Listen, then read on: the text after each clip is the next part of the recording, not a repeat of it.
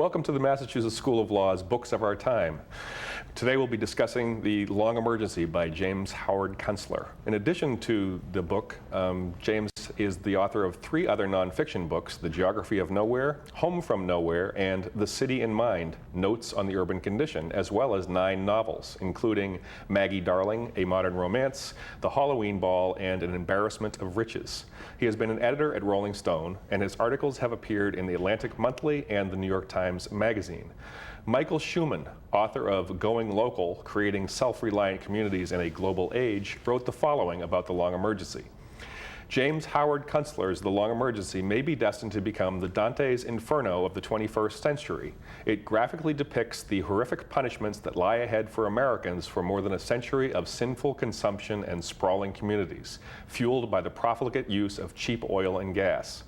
Its central message that the country will pay dearly unless it urgently develops new, sustainable, community-scale food systems, energy sources, and living patterns should be read, digested, and acted upon by every conscientious United States politician and citizen.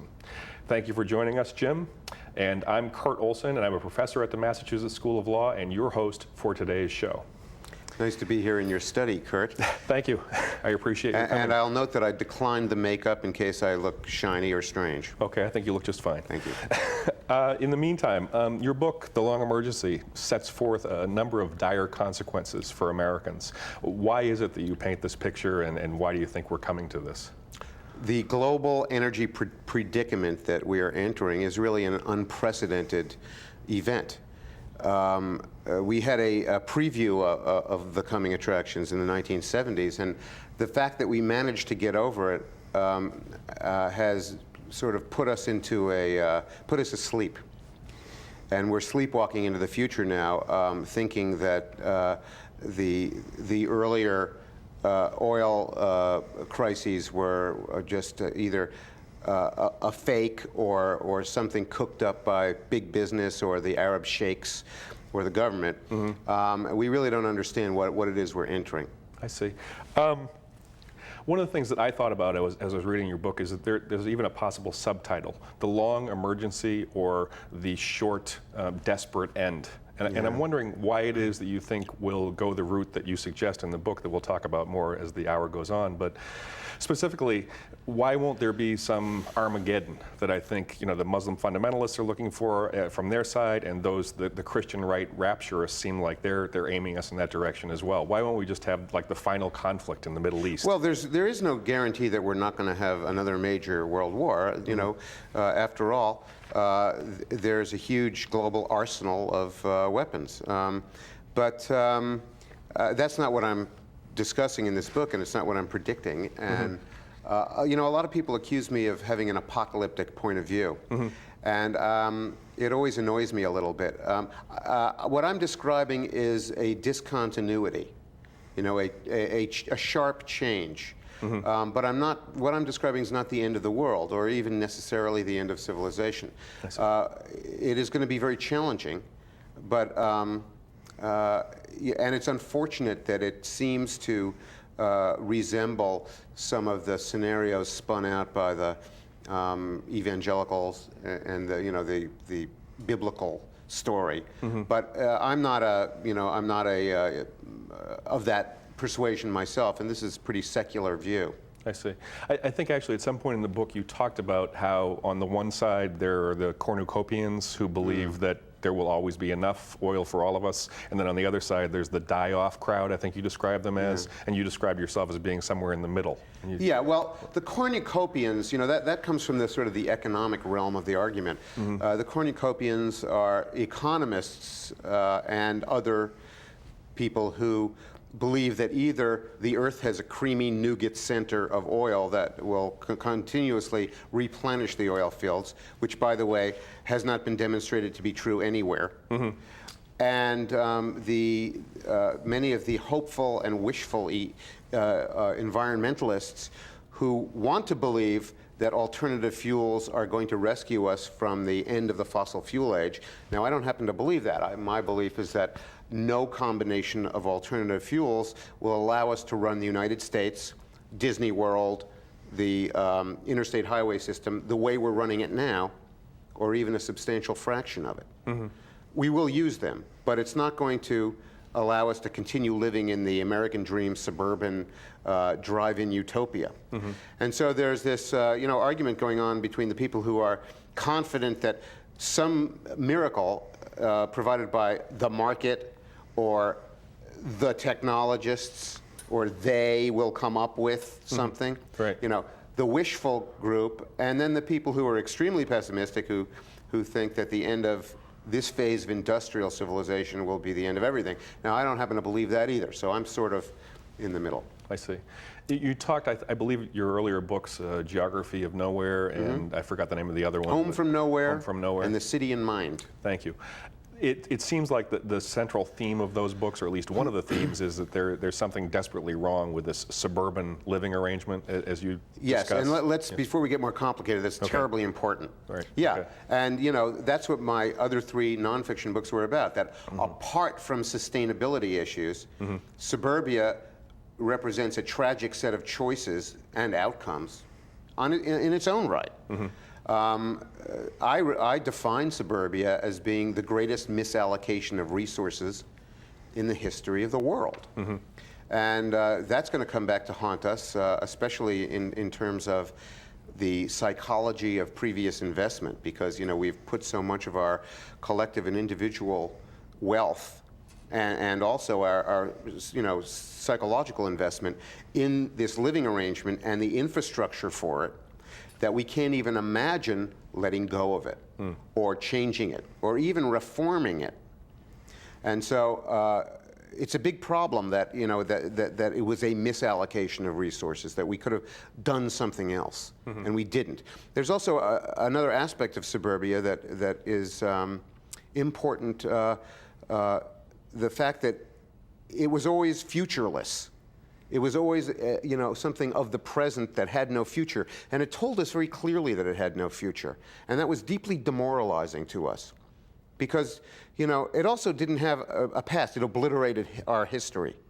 And when you when you can't look back at your history, the physical, material history, and see where you've been and who you were and what you made, you're not able to live in a hopeful present. So we've deprived several generations now of the ability to even think that they have a future.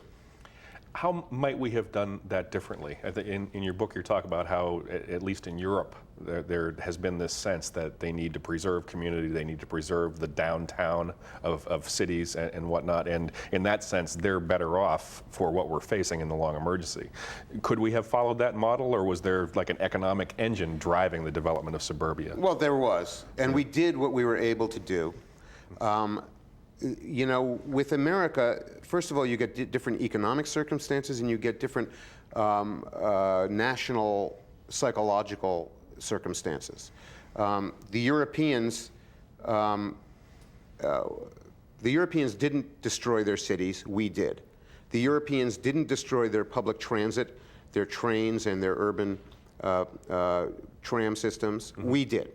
The Europeans did not destroy local agriculture and the value-added activities associated with it. We did. So it's true that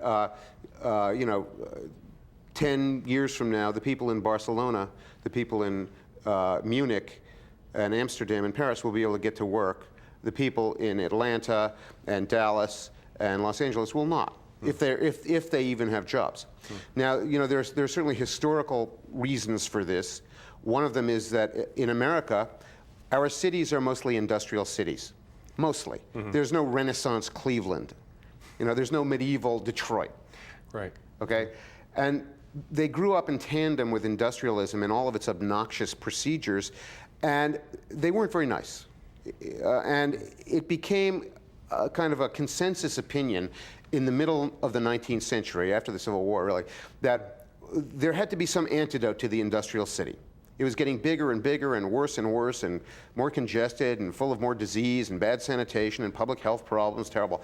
So we decided in the middle of the 19th century that we needed an antidote to the industrial city, and that would be country living for all, And it happens incrementally. Right. You know, you get the railroad suburbs of the 1870s, you get the streetcar suburbs of the 1890s, you get the first automobile suburbs of the 1920s. There is then a hiatus for the Depression and the war, and we resume the automobile suburb project in the 1950s with accessorizing it with the interstate highway system, which opens up all kinds of new opportunities to further elaborate it. Okay. Meanwhile, the Europeans didn't do that. You know, after World War II, which was really the end of 2 world wars and a depression, the Europeans were bankrupted, exhausted, and many of their cities were literally blown to rubble. And it took them, you know, 2.5 decades to even get back on their feet again, let alone think about, you know, building suburbs. I mean, they didn't have the spare cash to buy cars. Their sources of petroleum were far, far away in the Middle East and Indonesia and Iran. So, you know, we had our own oil supply right here.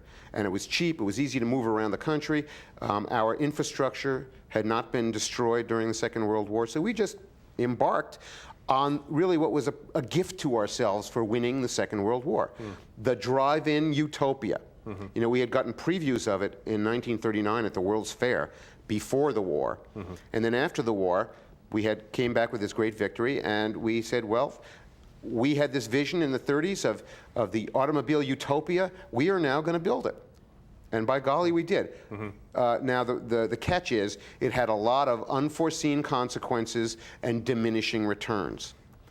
You know? You write that it's this dependence on the cheap fossil fuel that has really caused the problem that's coming, the long emergency. And in many ways, I think what you just described has played into that, at least when it comes to the interstate highway, the interstate highway system, which I guess was started by the Eisenhower administration and finished 10 or 20 years later. All of that plays into this dependence on cheap fossil fuels. What else do we use to rely on fossil fuels, and why is that going to be actually contribute to our demise in the near future? Well, you know, the main thing is really the driving and the motoring. You know, we use well more than half, and I think it's close to 3/4 of our oil for driving and trucking. And, you know, we've developed this infrastructure for our daily activities, which isn't really resilient. It doesn't lend itself to being retrofitted. You know, nobody's going to go down to the Atlanta suburbs and move the office parks closer together, you know, so people don't have to drive so far. The Jolly Green Giant is not going to come down and take the suburban houses out in Cherokee County, Georgia, and move them 20 miles closer to Buckhead so these guys can get to work. You know, we're kind of stuck with the arrangement we have. We've allowed our public transportation to dissolve. You know, we have a railroad system that the Bulgarians would be ashamed of. And the fact that it hasn't been an issue in any of our recent national elections is astounding. The fact, it says a lot. You know, I'm a registered Democrat, you know, by the way, and it says a lot about the quality of the Democratic Party's ideas that they didn't even raise that issue in the last 2 campaigns. And it also tells us how serious we are, because if we rebuilt the passenger railroad system in this country, it would go a long way to relieving our gasoline consumption. A long way. Right. And people would have the choice of driving between Columbus, Ohio, and Cleveland.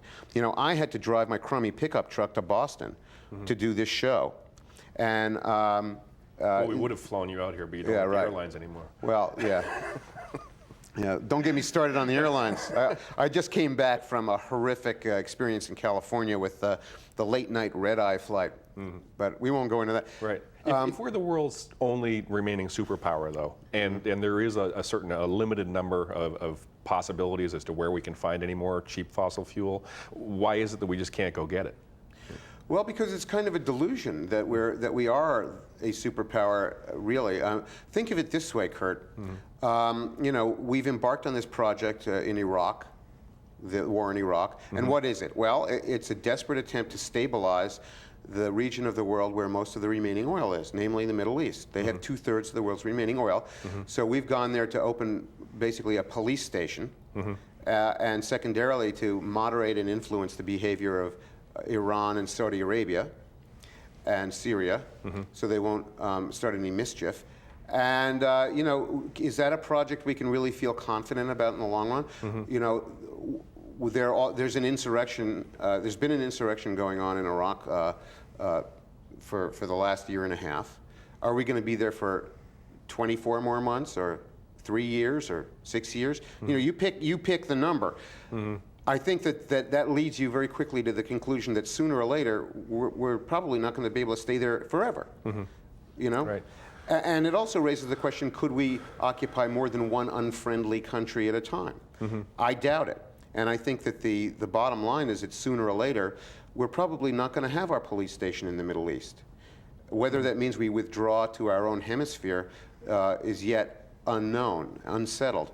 But it does, you have to ask, if we do not have a physical presence in the Middle East, are we somehow going to lose our access to being even able to buy that oil? You know, the fact is those people don't like us very much. Right. At some point you said that we had our own source of supply that we didn't really have to worry about, and one of the things... I said that?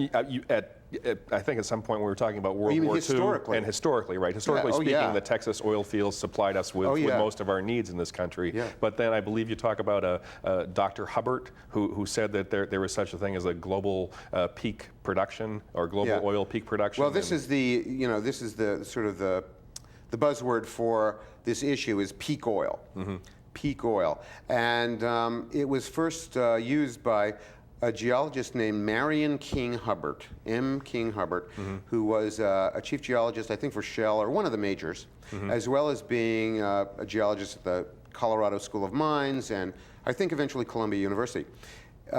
He developed a mathematical model for estimating the amount of oil that was left in the United States, because, you know, the majors thought it might be good to know. You know, we embarked in the 1950s on this Suburban project, but and the general conventional thinking was we'll never run out of oil. Well, there were a few people who were thinking, well, maybe we will sometime, and maybe let's start thinking about it. So Hubbard started thinking about it, made a model, and he concluded that the U.S. would peak in its production in 1970, never produce more in a year than that, and would afterwards enter this arc of depletion. Well, what do you know? America did peak in 1970, but we didn't know it until in the rearview mirror we saw the production figures come in. But by 1973, it was an open secret because America's production was transparent. The companies had to report to their shareholders, you know, not like a state nationalized company. So we knew it by 1973, and so did the rest of the world. And that's essentially when we got the Opec Oil Crisis, and OPEC seized the pricing power, meaning they could always pump more, and we couldn't. And so Hubbard went on to model the global oil production, and he came to the conclusion that it would peak probably between 1997 and 2000 something. And I think you mentioned a Princeton University professor by the name of DeFees. Kenneth Defius, I think it's pronounced. Right, okay, right. He also was he's now retired and he's fairly old, but he's elderly, excuse me, elderly. I'm old, he's elderly. And he's a retired Princeton professor, has come out with 2 books on the subject, and he has a new one. And yes, he's another one of the really mainstream, you know, not a kook, mainstream American geologist, legitimate authority, who predicts that 2005 will probably be the peak year. But of course, you know, it's kind of inconsequential whether it's 2005 or 2007. These are really relatively small time frames. If you look back on your own life, you know, the difference between 1997 and 1999 probably, you know, not a big difference. So the same thing in America, except that we're going to now enter this phase of our history that is going to be a time of instability of the complex systems that we depend on for our everyday life. And these instabilities are going to ramify each other and affect each other and create feedback loops that will magnify each other. And you know, you will see the oil problem affect the trucking industry, which will affect the whole big box retail commerce system and the way we distribute goods and food. And so tremendous amount of potential for instability and things kind of wobbling and falling apart. I want to talk more about how our economy will start to fall apart when we come back after our first break. Thanks very much for being with us, and we'll join you again in a second.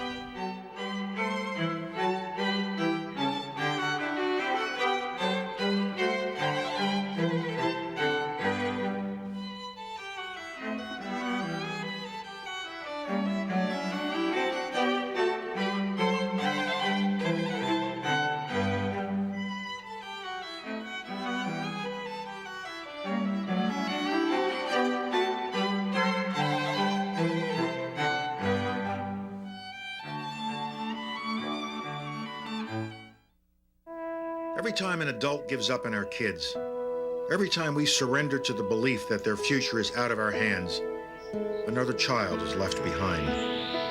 I'm General Colin Powell, and I don't believe in giving up. That's why I'm asking you to join America's Promise. Log on to americaspromise.org or give us a call. Whoever you are, wherever you are, you can do something important. Pull your weight.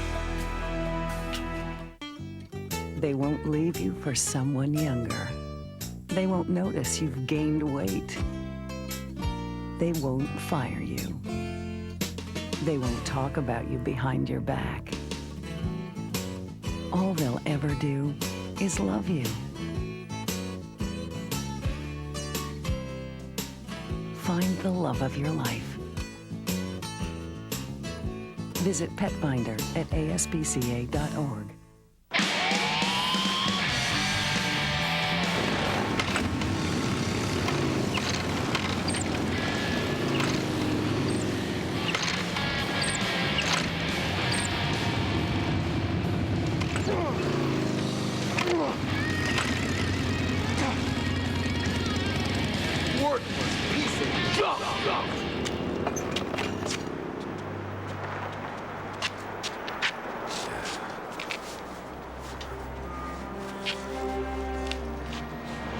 This phone's taken. Son, will this help you? Maybe the last thing you would do for somebody should be the first. Thanks. Hey, I appreciate it. A message from the Credit Union Foundation and your hometown credit union.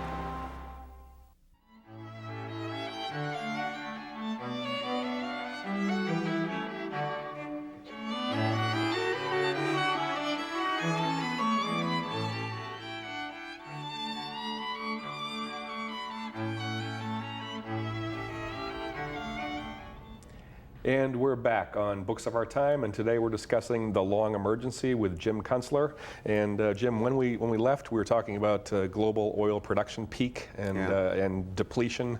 And I think the thing that might interest a lot of our listeners is that at one point we were pretty much self-sufficient when it comes to oil, with the huge Texas oil fields and various other finds in Alaska and California and different places. But now it's really the Saudi Arabians who control the spigot, as it were. Yeah, they're really they have 2/3 of the world's remaining oil. Mm-hmm. They sell us a lot of it. We don't get all our imports from them. We get a substantial portion. Mm-hmm. Of course, we get a large proportion of our oil imports from Hugo Chavez, too. He doesn't like us very much either. Uh-huh.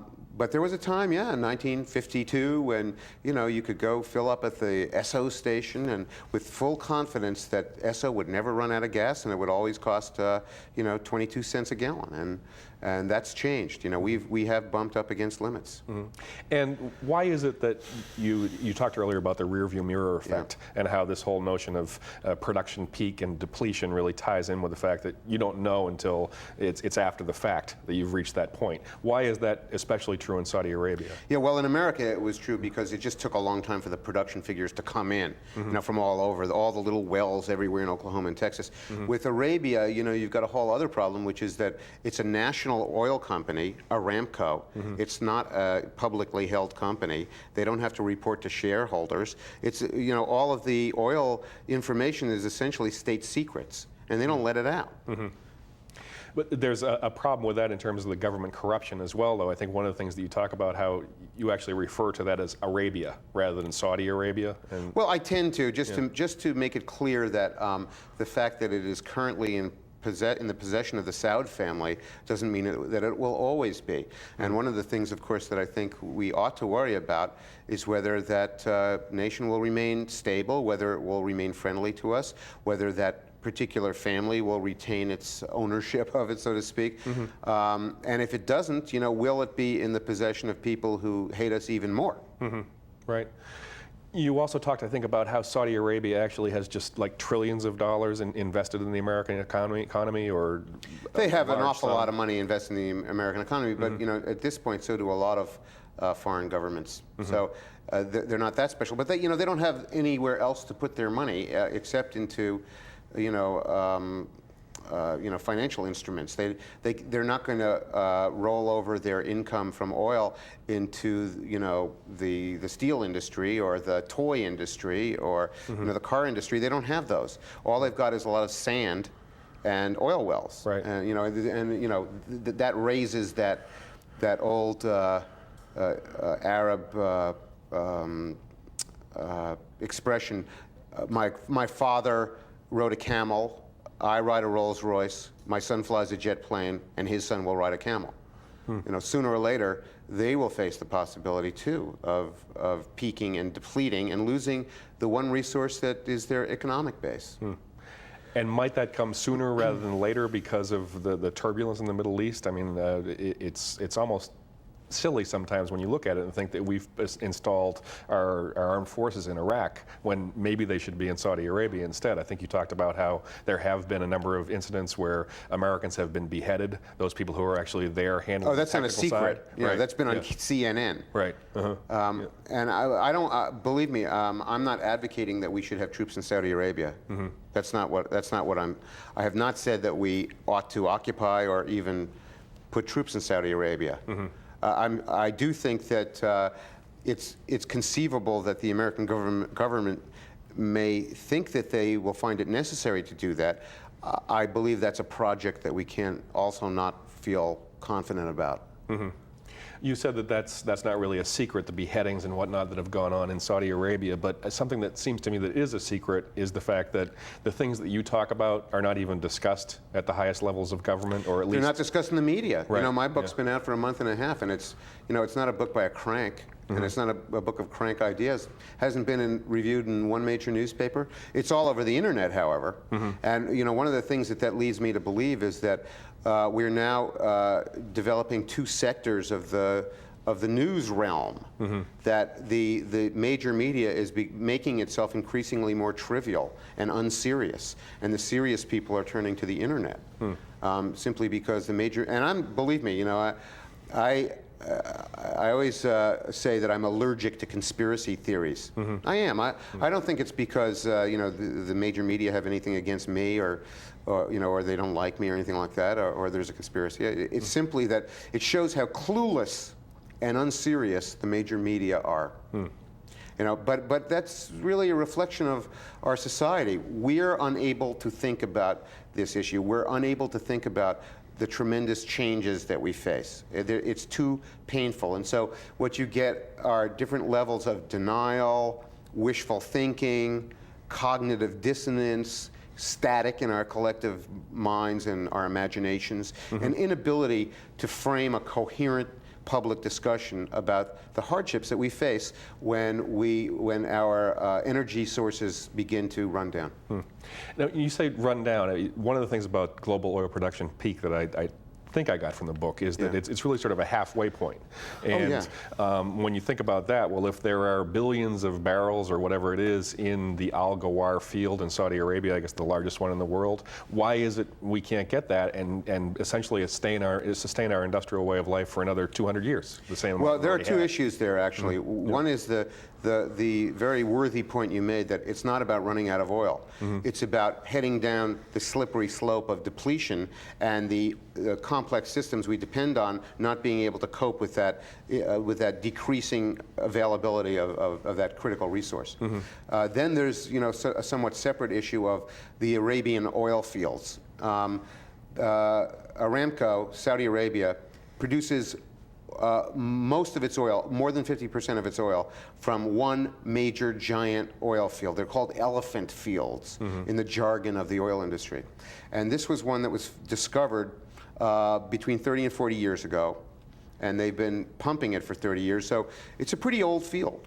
Oil fields that are 30 years old are considered to be rather old. It happens to be the largest oil field ever discovered. Very, very big. But there seems to be a problem with it. Down, to goose it down. And they say, yes, we will do that, and then they never do. That's that's sort of a mini rear view mirror thing. You know from looking in the last 18 months that they keep on promising to raise production and they fail to do it. That tells us something. Well, you know, it's the opinion of some people, geologist Kenneth Defius, Matthew Simmons, who is the chief investment banker for the oil industry, and they both are publishing books about this right now. You know, it's their opinion that the Saudi oil reserve figures may have not been accurate.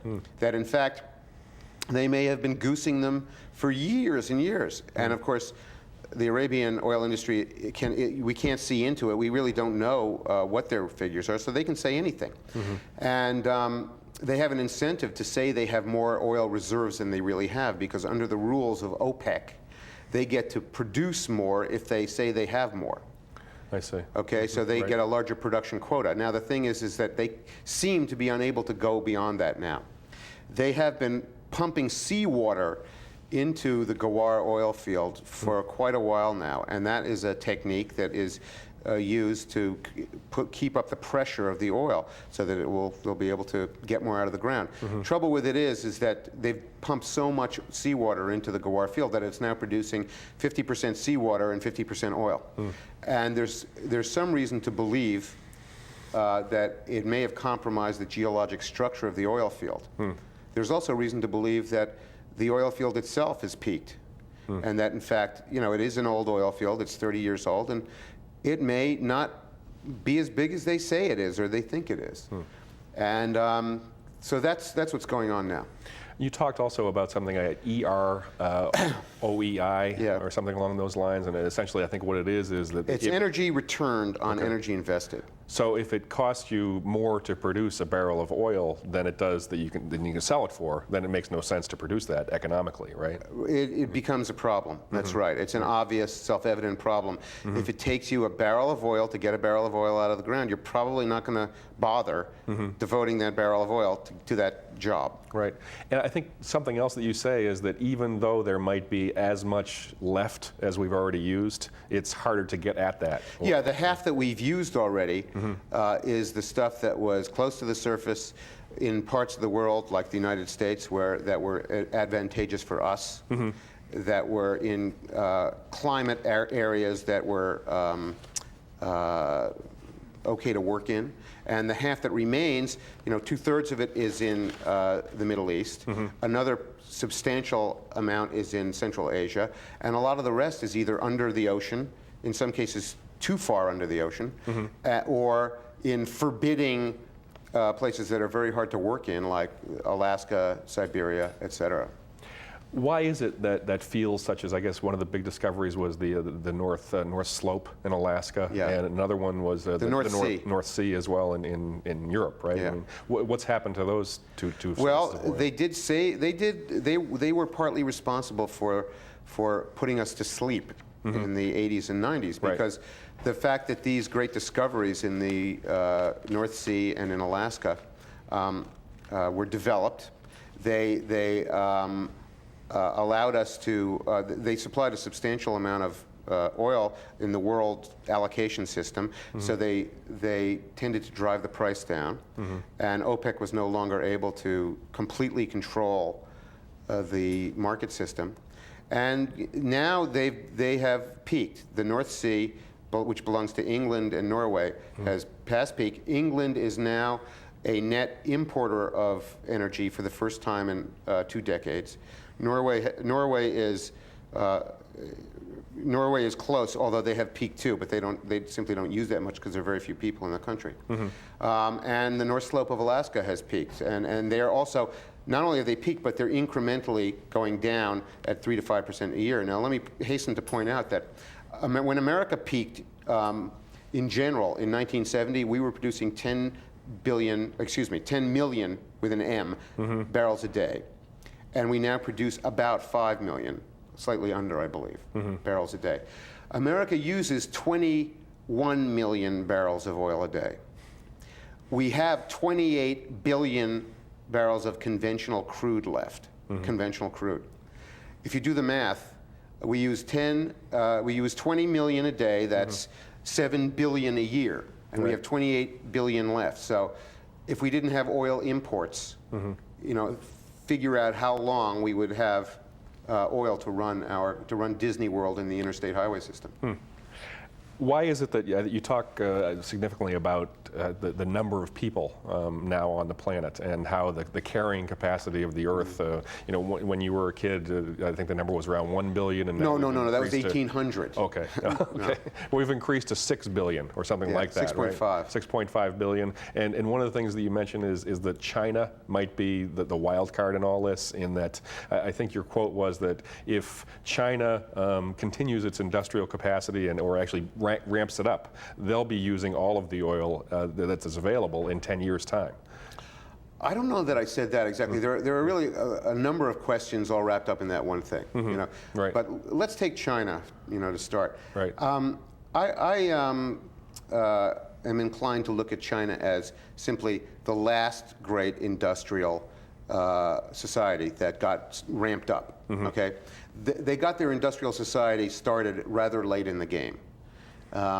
They're probably not going to have as long a run as we did. In fact, I would state flatly that, you know, they're headed for exactly the same kind of problems that we are, except they're starting out with even greater environmental problems and population problems and political problems. So, you know, a lot of people think that China will be the great hegemon of the 21st century. I don't think so. I think that they will certainly attempt to, I think that they have made themselves powerful by ramping up this industrial economy and, incidentally, their arsenal and their navy. Right. And I think they will seek to exert their influence, possibly their physical presence, outside their borders, probably in Central Asia, probably in Kazakhstan. You know, you have to ask yourself, are we going to contest with them over Kazakhstan, with the Chinese army? Right. On land in Asia, 12,000 miles away from here, in a landlocked country, Kazakhstan. I don't think so. Against the largest army in the world. Right. Yeah, not another project we can't feel confident about. Why is and they may extend, by the way, I'm sorry to interrupt you, but Yep. they may extend their influence well beyond Central Asia, you know, as far as the Middle East. They have a nuclear arsenal. They could tell the people, they could say to Saudi Arabia, why don't you seek protection under our nuclear umbrella instead of their nuclear umbrella? And by the way, while you're at it, why don't you sell us your oil and send it to them? Right. You know, that could happen. We don't know. Since we're in the business of informing people on the show, one of the things that I think would be interesting for people to know is Kazakhstan you bring up because the Unokal pipeline, that one of the reasons I think we're in Afghanistan is because we wanted to protect that or finish building it, right? But I think you also point out in the book that the oil that's coming through that pipeline is not really as good as what they call the sweet crude, right? That you get well, there was a notion in the late 90s that we were going to be rescued by the former Soviet republics, that we could forget about the Middle East because there was this massive amount of oil in Central Asia. Turns out there was a lot less oil east of the Caspian than we thought. It also turns out that it tended to be of a poorer quality. In other words, sour crude, highly sulfured crude that requires extra stages of refining. It's more expensive to refine. So, and considerably less oil than we thought in the first place. So we really lost our enthusiasm for that as something that's going to save us, I think. I see. You know. So even if the Chinese decide to move in there, it won't be that great a loss because it's well, the amount of, you know, probably when you get down to it, the amount of oil that would be coming out of there, of that particular region, might not add up to more than, you know, 5 years oil of world consumption. So, and you know, the fact is it's closer to China than it is to us. And they, you know, we have 28 billion barrels of conventional crude. They've got about 22. You know, there are the tar sands of Alberta, and a lot of people think the tar sands of Alberta are going to rescue us too. Probably not. You know, they're not as extensive. The delusional thinking in this country is really fantastic. I mean, people, when I give a college lecture, you know, grown-ups who attend get up and say, oh, we have 1 trillion barrels of oil in Alberta. No, first of all, it's not ours. Second of all, we don't have it. It's not 1 trillion. It's more like maybe 200 billion. I'd like to talk a little bit more about the delusion that you're talking about, and also get to exactly where we're going to be in another 20 years when we come back from our next break. Thanks for joining us, and join us back in a couple of minutes. Thank you.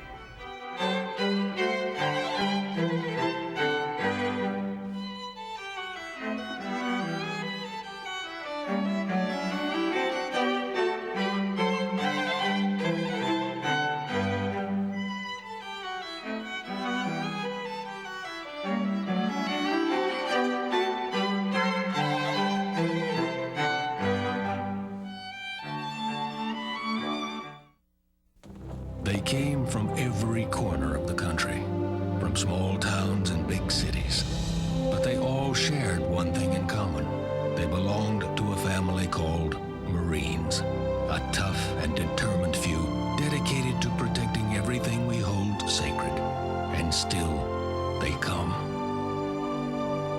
Celebrate the 225-year history of those proud few who have earned the title Marine. This is the story about a group of kids who volunteered. Doing something nice for someone. We fixed stuff.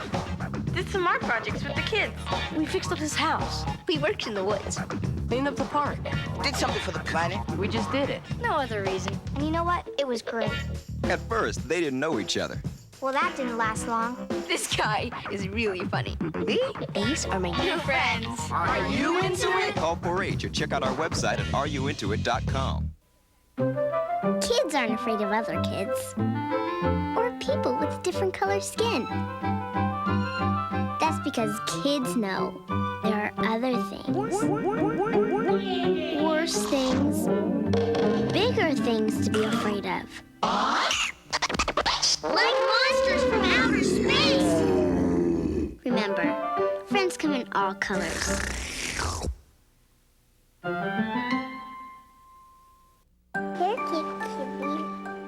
Before you know it, she talks.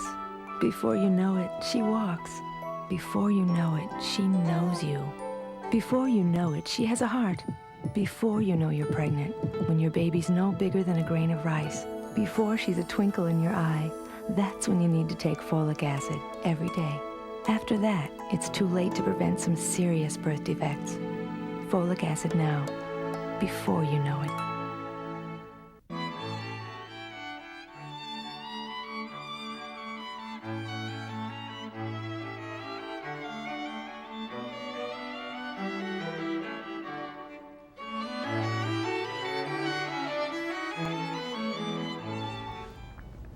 And we're back on Books of Our Time, and today we're discussing The Long Emergency with Jim Kunstler. And Jim, before we went away on the last break, we were talking about how Americans can be somewhat delusional.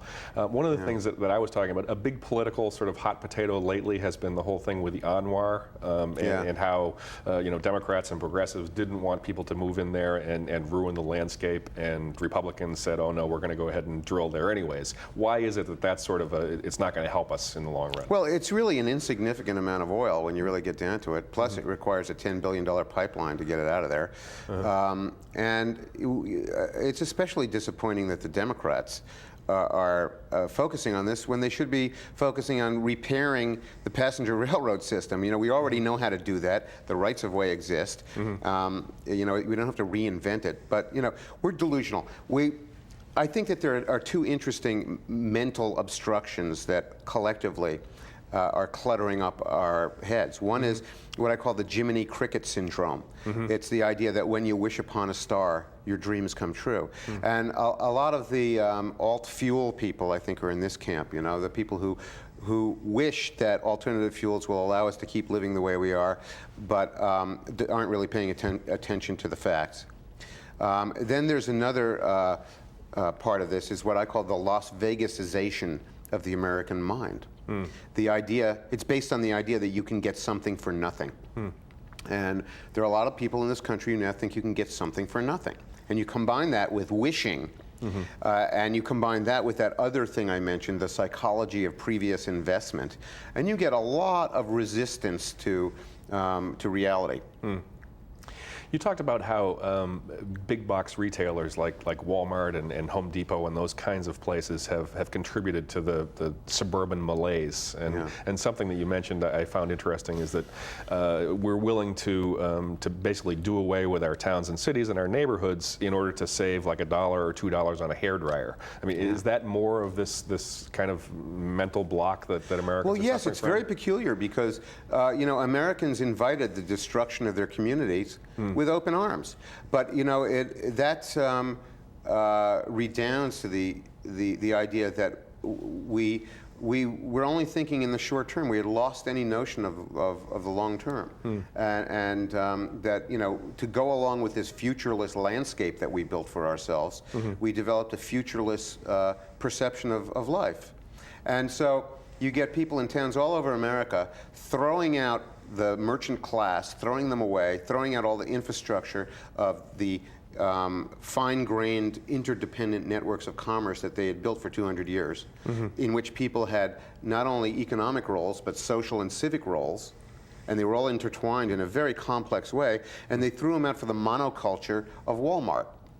Walmart can also be, and Walmart and its other imitators can be described almost biologically as a swarm organism, like locusts. That, and the town, the community, is like the ox that is staked to the ground, and the swarm of locusts come in and they devour the ox, and when they leave and they fly away, there's nothing there anymore except the bones. And by the way, in the long emergency, in this period of hardship and change that we are moving into, that model of commerce is not going to prevail. It is going to wither and die much more quickly than people realize.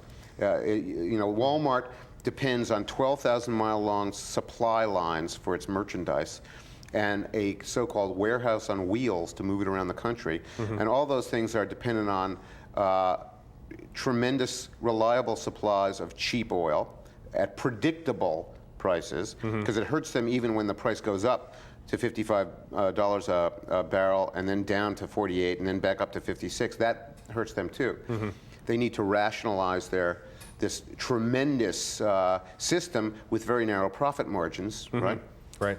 Their 12,000-mile supply lines depend on relative world peace.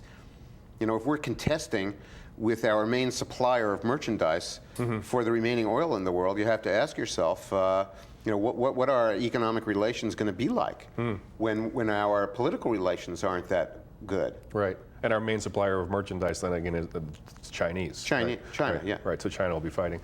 An interesting part of your book, you mentioned the Cargo Cultists, I guess, in the South Pacific Islands back when the Americans first showed up. And I found that interesting. And it tied in for me with when you talked about Camden, Maine, and a techno-pop conference or something that you went to. And that also got me thinking about how people are delusional, because I think you said that somebody gave a talk saying what the world is likely to be like in 1,000,000 years. Well, first of all, 500 million years. 500 million years. So it was going to burn into a cinder. Okay. And all of the beautiful forests would wither, and it would be a little ball of lint. Right. Swallowed up by the dying sun. Right.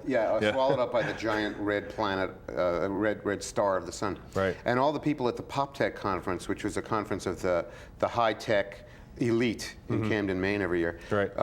They left that session tremendously depressed.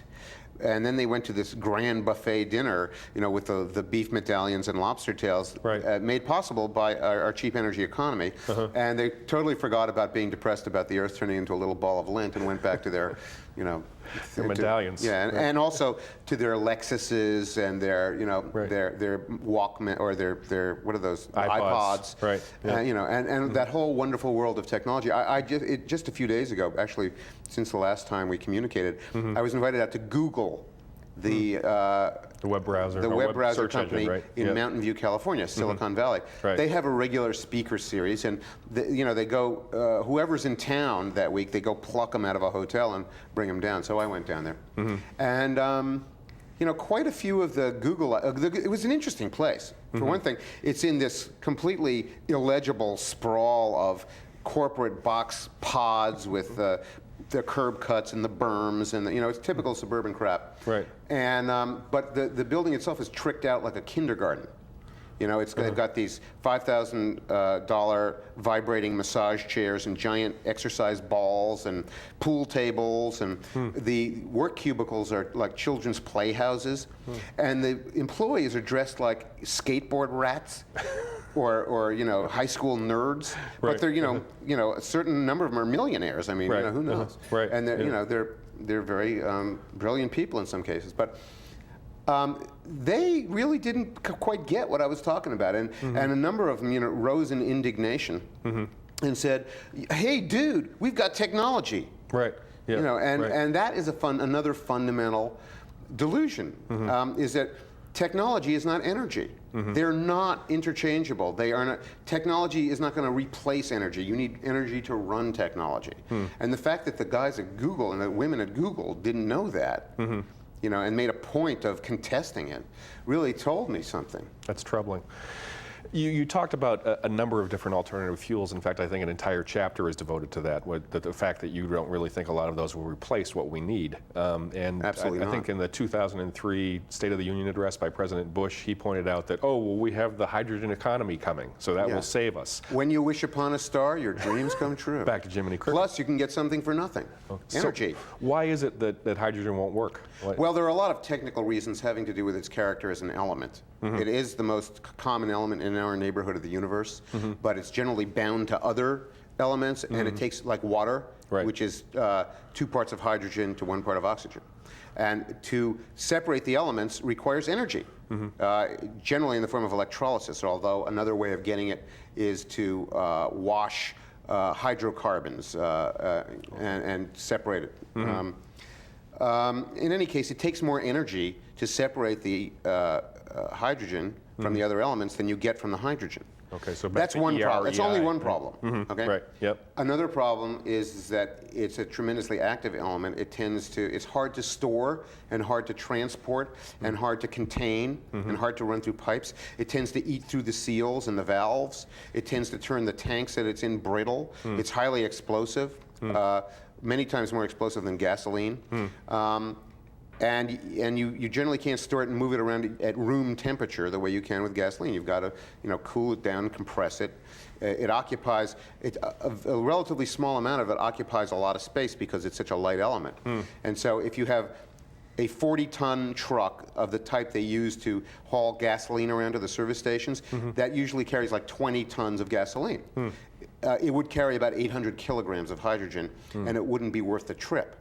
Right. So tremendous problems with supposing that we can just replace the fuel and pop it into the same infrastructure that we're used to, namely the car fleet, the freeways, the service stations. They are not interchangeable with this stuff, and it ain't going to happen.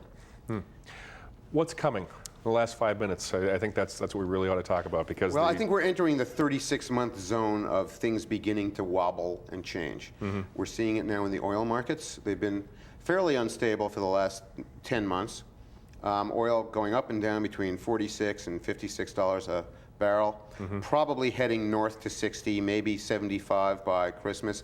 We have no idea what kind of, because they're unforeseen, we have no idea what kind of, terrorist events might happen. It would take very little to destabilize our system now. We get 13% of our oil from Venezuela. If Hugo Chavez decides he doesn't want to send us any more oil, well, we've got a problem all of a sudden. If there's a coup in Saudi Arabia, we've got a problem. If someone walks into Prince Abdullah's bedchamber with a cell phone made out of Semtech explosive, we got a problem. We don't know what's going to happen in Iraq, but the prospects there are rather depressing for our control, our ability to placate and pacify and stabilize that part of the world where we get 2/3 of our oil. I think that incrementally we're going to begin to see Americans get squeezed, and they're going to start to get worried, and I hope that we start to think clearly, but chances are that the added worry is only going to make us a bit more delusional. And I hope that it doesn't lead to political problems. I do think that we will see the Bush administration and George Bush become Hooverized. And by that, I think that his legitimacy and really the way history will judge him will be much like Herbert Hoover was with the Great Depression, possibly worse. You talk about how certain areas of the country will probably do better in the long emergency, and I was actually heartened to see that one of those areas is the Northeast, what you call the Old Union. Why is it that we'll do better and something like, let's say, for instance, the Southwest will do less well? I think the places that are going to do better in the long emergency will be the places that have access to viable local agriculture, for the most part, and the Northeast also has a supply of fairly intact towns to give us a civic infrastructure. Most of the West is composed of suburban sprawl, a living arrangement that really has no future. What's more, they can't grow food really around Phoenix or Las Vegas. And I think you talked about severe water shortages. Yeah, on top of the energy right? problems that the whole world is going to have, the American West is going to have much worse problems with water, as well as getting food. And so I think that Phoenix, Tucson, they're going to dry up and blow away. In Las Vegas, the excitement will be over. You know, they say it stays in Las Vegas. It's going to stay in Las Vegas, but it's going to be over in Las Vegas. Right. I told you before the show that I've moved up north because one of my favorite authors is somebody that you actually cite a couple of times, Wendell Berry. Yeah, a great man, a great American. Have you met him? No. No, I'd love to meet him and have him on the show. But anyways, essentially reading his book, The Unsettling of America, made fantastic, me important book. Start to think about these issues. And that was written in the 1970s. I think it was a Sierra Club book. But anyways, basically what he's getting at is that we need to have an agrarian economy. Is that kind of thing possible? I know you talk about your house in the Adirondacks. Oh, well, that's not a farming house. Okay. No, but you have the solar experience. Oh, yeah, I have been running solar as an experiment. But no, more to the point. I believe that agriculture is going to come back much closer to the center of American life and the American economy. There is going to be a very large new group of losers out there, economic losers, the formerly middle class. A lot of them are probably going to end up working in agriculture in one way or another. Not all of them, but some of them. That would be disillusioning for them. It will be, and it may raise some very troubling political issues about the social relations between the people who work on the land and the people who own the land. You know, food production is really going to start. Food production is going to be the heart of the problem, and right now we take that all for granted with the cheese doodle and Pepsi-Cola method for feeding America. That is coming to an end, and we're really going to have to face some serious changes. But you know, historically we've been a brave and generous and flexible, resourceful people. Right. And you know, we're not burdened with too much excess political baggage. You know, that's damaging. I think that we might go into this thing and figure out who we are again, recover some of that national character, and move forward.